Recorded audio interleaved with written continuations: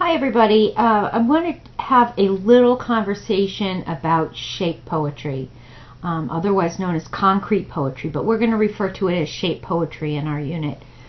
I think that sometimes poetry in itself can be very intimidating to students, and the shape poetry can make things even worse. So I just want to try to say to everybody that you shouldn't be intimidated when you see it. You shouldn't think of it as a trick or even as a gimmick, but instead I like to think of it as a puzzle.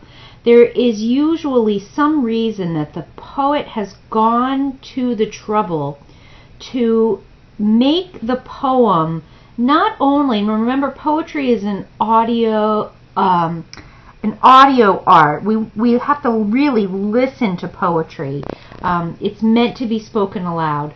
And when a poet goes to the effort to make a poem visually important as well as important to listen to, then we know that there's something special about that poem and that there's a reason for the poet to do that.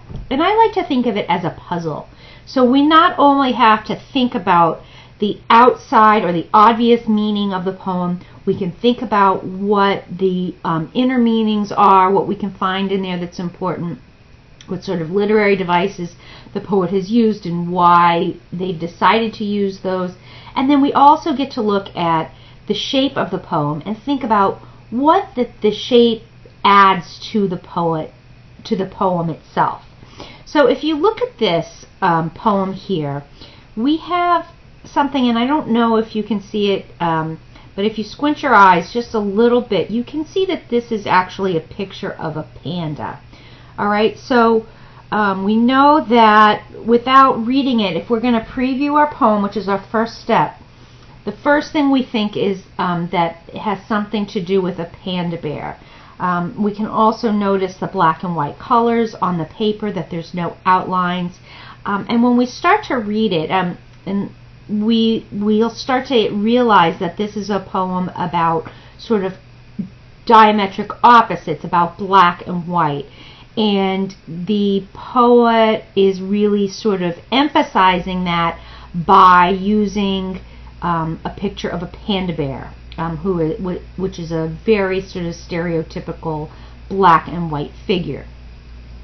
The other thing that I wanted to point out on this shape poem here is that sometimes students can get confused when they see this shape and they think, well, how am I supposed to read this? Am I supposed to read, these eyes first and the nose and then do one side and then the other side? And it really sort of depends. Maybe the poet has these pieces all separate. I mean, we have an obvious sort of separate part here, and we have an obvious separate part here, and then we have our eyes and nose. So we can look at it and see, again, when we're previewing our poem, one of the things we need to figure out is how the poet wants it read.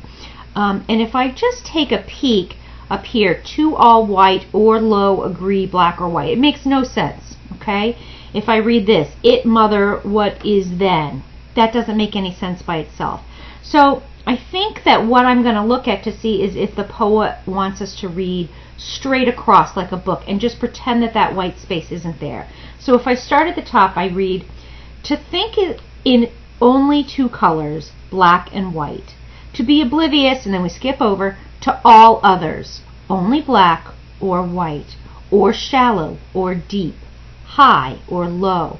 Okay, so this is not the poem we're studying, but I just want to show you that sometimes you may have to take a little bit of a peek and look at it and think about the structure of the poem and how the poet wants you to read it. Just because this poet is having us read straight across does not mean that every poem that is a shape poem is going to be read in the same fashion that you would read a book. Some of them are going to be, designed so that you read up the side of the page and across and down, etc. So you're going to have to keep an eye on that. I also wanted to just point out here that this poem is very very plain and very black and white. And if we look at the text, if we sort of, again, squint your eyes just a little bit, we can see that panda bear pretty easily when we do that. But it also sort of makes us, it draws our eye to right here. Everything is in sort of a small text. There's some of the, we're missing some capital letters over here. But we have this one section right here where the author has used this word in capital letters. And so when we're previewing our poem, we need to really consider that this may end up being a very important part. He's gone to the effort to emphasize this word. So when we keep reading, we may want to make sure that we go back and check out and see what this second part of this thought is, okay? Because this is obviously an important piece here. So it's not the word itself, but maybe that it's introducing a second part of the poem, okay, a change. So this is one type of shape poetry, and this is really a very obvious example because it quite literally makes the shape of a panda bear. You can't ask for a more obvious example of a shape poem than this. When we're reading the crossover, Kwame Alexander uses shape poetry, but his shape poetry is just a little tiny bit different. And let me see if I can get this to focus for you. All right. So this is a poem called The Show, and this poem is found on page 30, pretty early in the book. And we see some elements of this shape poetry. For instance, we see some real differences in our fonts. We see lowercase here, but uppercase here. We see lowercase in italics, and we see an uppercase that has a bigger font. And then again, we have this sort of this word here that is completely off kilter and it is at a slant. All right. So when we're reading this poem, I think it's pretty obvious which way we should read it. Hang on, and I'm going to try to get this set up so that you can follow along as I go. I think it's pretty obvious that we're going to read from top to bottom and from left to right, just like we would read a regular book.